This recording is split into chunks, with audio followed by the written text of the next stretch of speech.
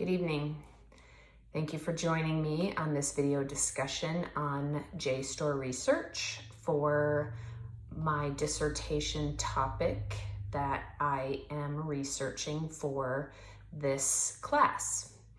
As a refresher, I am looking at gender bias or gender inequality in sports broadcasting or sportscasting, and looking at the differences between the numbers of male sportscasters versus female sportscasters and what may be leading to that difference between the two, or between the inequality and the bias that is present.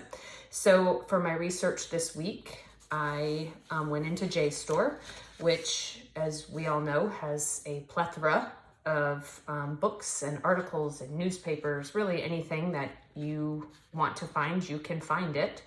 And I found 2 books and 1 article that I looked at for this specific assignment.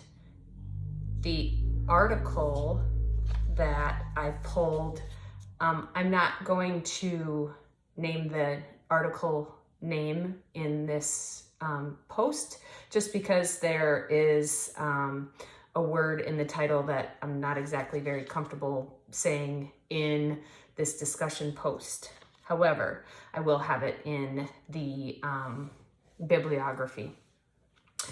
This article specifically looks at a female sportscaster that was sexually assaulted in a professional sports locker room, and it discusses the differences between a male sportscaster or journalist and a female journalist or sportscaster, and how they are treated and why they are treated that way.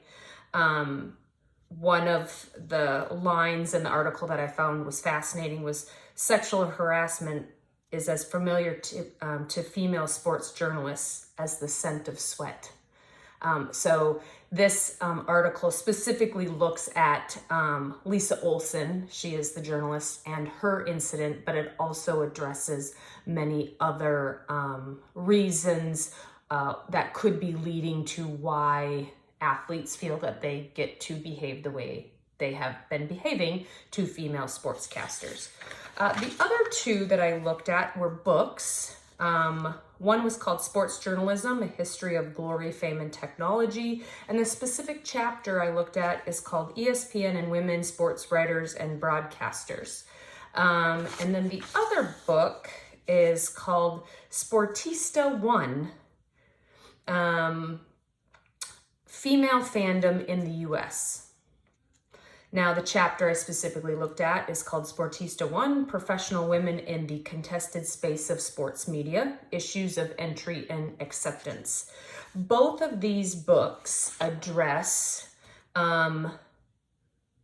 why female sportscasters are not as prevalent. They look at qualitative data.